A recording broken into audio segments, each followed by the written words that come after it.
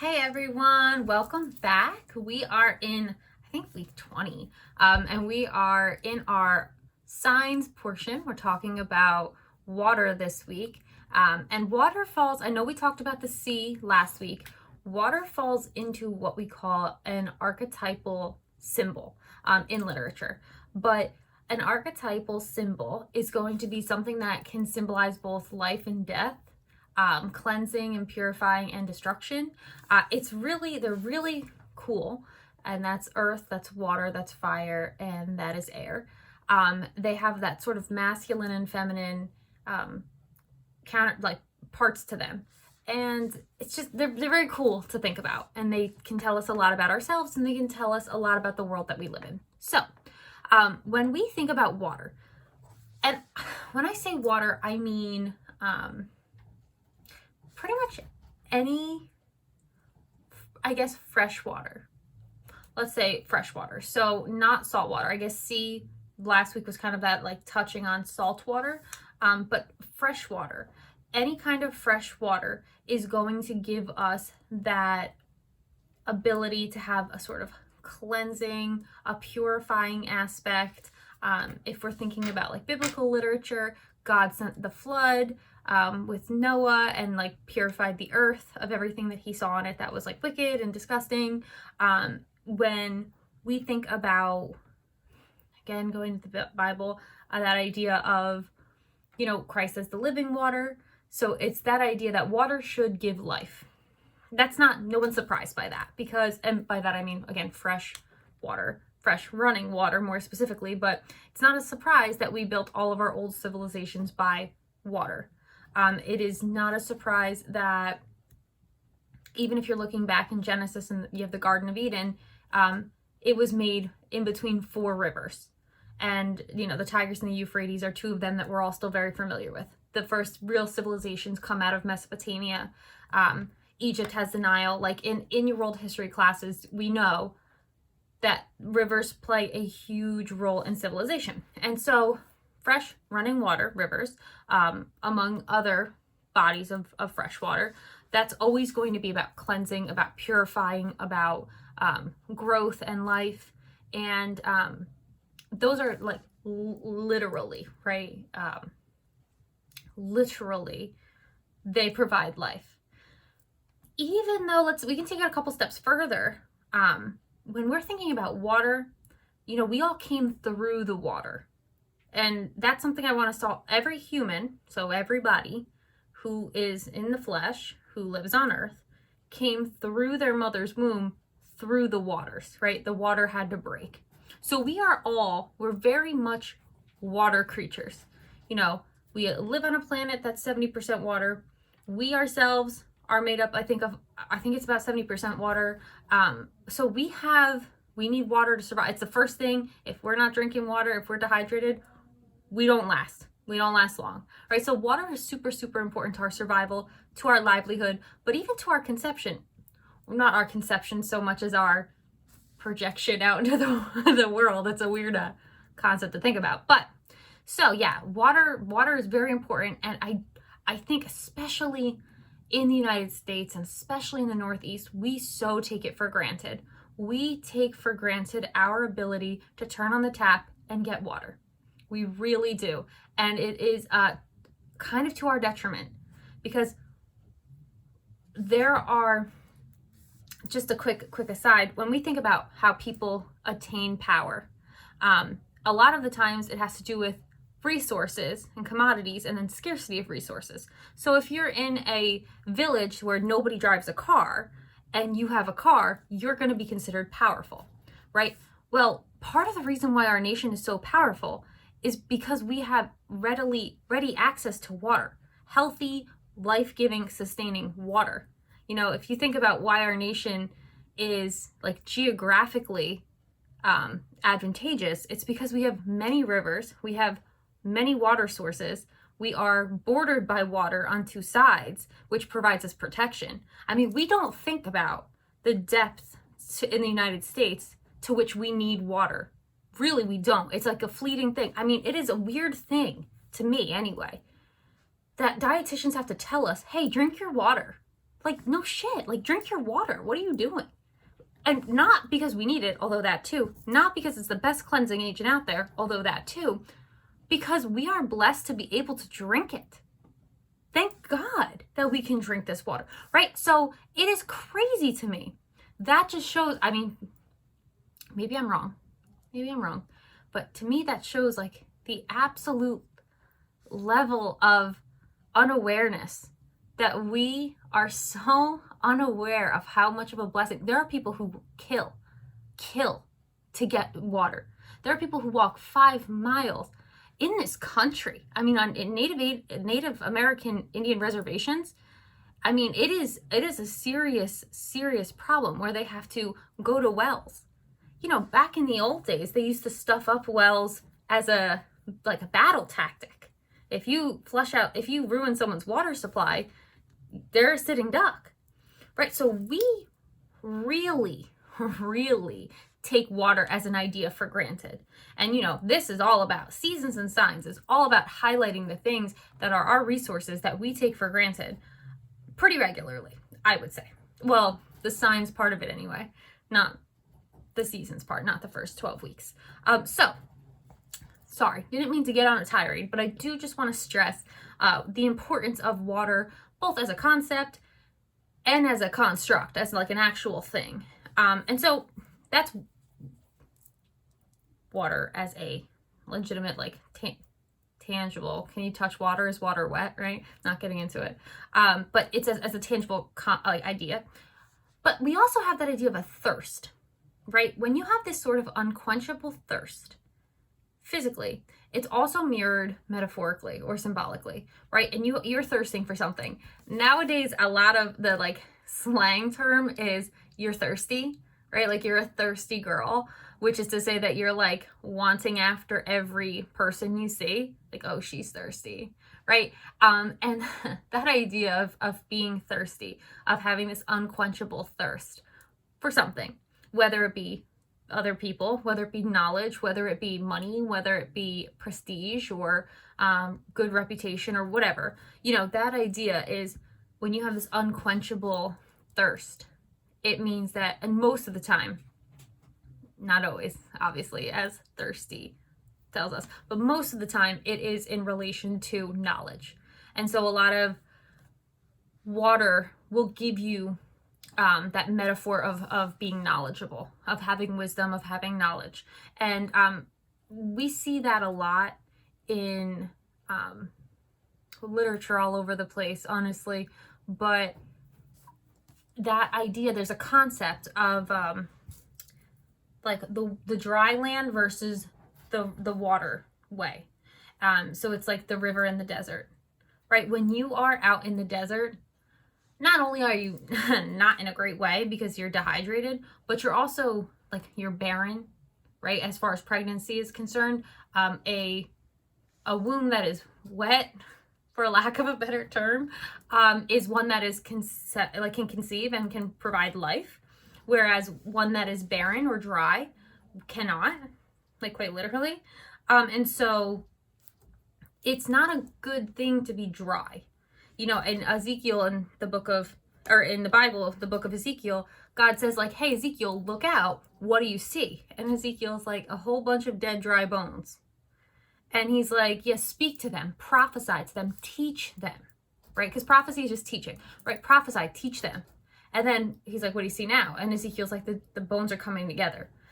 It's not literal dead bones, people. Like, it is dumbass people who aren't being knowledgeable and not listening. And when they start to listen, they start to hear the wisdom, the truth, then they start getting knowledge. So when you see water, when you see that idea of thirsty, and thirsty for knowledge, I have to keep saying that, what you get is this idea that it is good to be hydrated or knowledgeable. And so when so that's also, there's a couple of those dichotomies with water where water in one context when you think about water in relation to like the desert, let's say, it kind of provides more of a context. That's also true when you have like stagnant water. This is why I said fresh and sort of running water. If you have stagnant water or like shallow water, that's never good, right? So in water or in vessels, let's say vessels, receptacles, where water is stagnant, what that's always going to be a breeding ground for is obviously disease, right? And so there is a real danger in being stagnant. And water will show us that and tell us that. You know, it's this idea that if you have stagnant water, you probably have disease and corruption. That's always true. If you have stagnancy in any occupation, most of the time, groupthink happens, corruption happens, bad things happen because there's no new diversity to add some flavor. And so when we have stagnant water, we have disease, we have corruption, we have things that aren't good. Metaphorically, but also a lot of times literally as well. So, all right, that's many. Oh, and then one last thing. We do have, as I mentioned in the beginning of this video, there's with the archetypal symbols, there's that level of masculine and feminine. Now, stereotypically and literarily, when you have a masculine force, it's usually the aggressor. I think this really goes back to the nature of like sex, where men are literally the aggressors. Like, they're the ones penetrating, they're the ones that are like exerting the force. And by nature, women are receivers. And there's a really great skit out there that whatever you give a woman, she receives and she multiplies, and then she'll give it back to you. You know, the guy, I can't remember his name, so if you know it, comment it below. But the guy says, like, if you give the woman your sperm, she will make you a baby. And I was just like, that's such a cool concept, you know? So we are receivers. We are considered the more passive, or the ones that take. And so with that idea of like men as the aggressors and women as the sort of more passive, which I'm saying, again, not always true, but stereotypically, you get that in nature as well. You get that force versus that passivity. So when you have like a raging storm or a turbulent sea, it's usually looked at as like a more masculine force. Whereas if you have a sort of peace, calm, serene aspect of water, it's usually going to be more like feminine and peaceful. So there's a lot to cover with water as a sign or a symbol. Just in going over its very many different levels and different layers. But what does that mean for us, right? So like I said, everything kind of can be taken from the outside natural world and applied to us in our inner lives. So like, what can we take from that? Stay hydrated, fam. Stay hydrated. That's what you're supposed to take from this. And what does that mean? Physically, yeah, obviously drink your water. Be grateful you can wake up in the morning and shower. True, stay hydrated. I'm not saying stay thirsty. I'm saying stay quenched, right? Plug into a source and make sure you're taking that in. Because when they say knowledge is power, that is absolutely true. There are very few ways to gain power in this world. If you want to gain power, they say that power is the last dirty word of America. They actually, and I kind of agree, this idea that we talk more liberally about sex and about money than we do about this idea of power. Everybody wants it. Nobody wants to seem like they want it. Nobody wants to talk about it, right? Because really, at the end of the day, why do people want money? Sure, maybe to live comfortably, but like, they want to have power over their own lives. And nobody wants to feel powerless. We don't. And so when it comes to the ways in which we can achieve and attain power, there's only so many ways. Money, sure, you know, prestige, reputation, expertise, knowledge. Really break down jobs and professions and like entertainers that make really good livelihoods, they are knowledgeable. The people we respect the most have a lot of knowledge, a lot of wisdom. And so one of the worst things I think that we can be is surface level.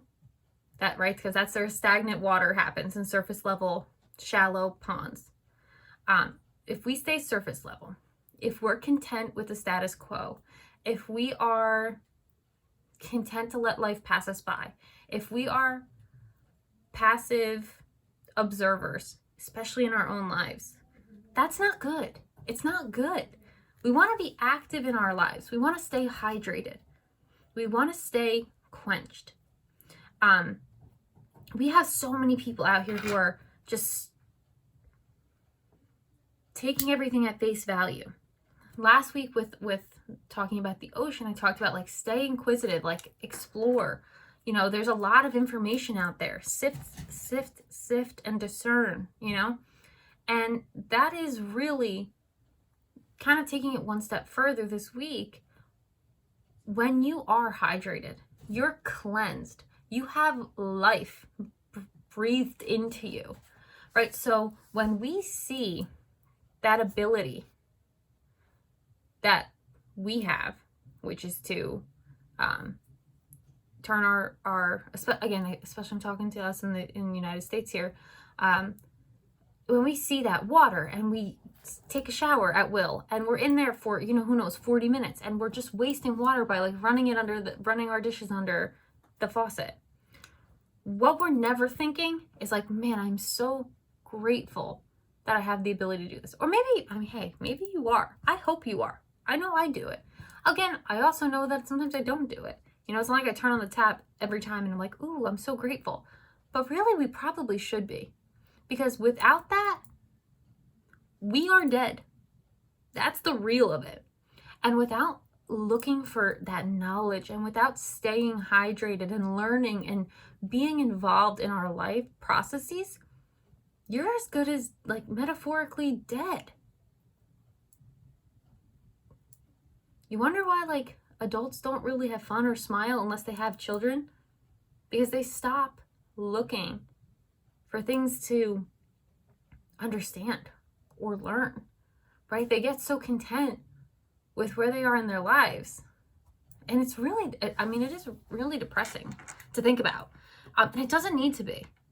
It really, really doesn't. So, the first thing I say, really, really, and I'm not talking those of us who are in school, it is not the same. Academia is not the same as learning about ourselves, learning about how to live a good life.